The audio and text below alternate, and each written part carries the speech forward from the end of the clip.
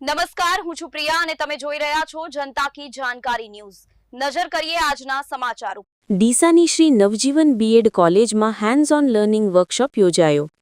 શ્રી નવજીવન B Ed college ડીસામાં અગત્યા international foundation દ્વારા hands on learning વર્કશોપનું આયોજન કરવામાં આવ્યું હતું।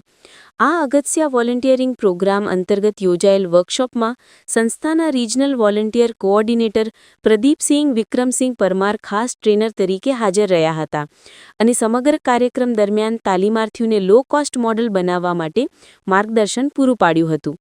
આ વર્કશોપમાં કુલ 110 જેટલા તાલીમાર્થીઓને સહભાગી બનાવી વિજ્ઞાનના મૂળભૂત અને રોજિંદા જીવનમાં ઉપયોગી એવા એર પ્રેશર, સ્પ્રે, સ્ટ્રો વિસર, brain cap, hole in hand અને પંચેબલ ફ્લુઇડ જેવા ઓછી કિંમતના મોડેલો તૈયાર કર્યા અને તેમનું પ્રેઝન્ટેશન આપ્યું।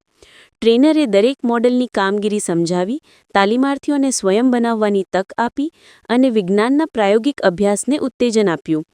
સાથે સાથે અગત્યા ઇન્ટરનેશનલ ફાઉન્ડેશન દ્વારા કોલેજના ભાવિ શિક્ષકોને અગત્યા વર્ચ્યુઅલ સ્કૂલ પ્રોગ્રામનું આયોજન કરવામાં આવ્યું હતું અને વર્ચ્યુઅલ સ્કૂલ પ્રોગ્રામ અંતર્ગત સંસ્થાના રિજનલ કોઓર્ડિનેટર મુકેશકુમાર કુંવરસંગ ઠાકોર દ્વારા ઇન્ફોસિસ સ્પ્રિંગબોર્ડ એક્સેસ ફ્રી આપવામાં આવ્યો હતો।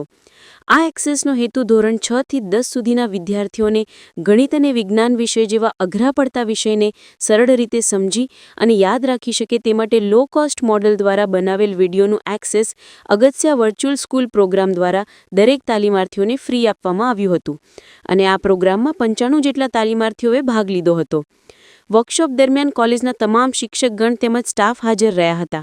આ પ્રકારના હેન્ડ્સ ઓન લર્નિંગ કાર્યક્રમો થકી વિજ્ઞાન અભ્યાસ વધુ વ્યવહારિક અને રસપ્રદ બને તેવો આશાવાદ વ્યક્ત કરવામાં આવ્યો।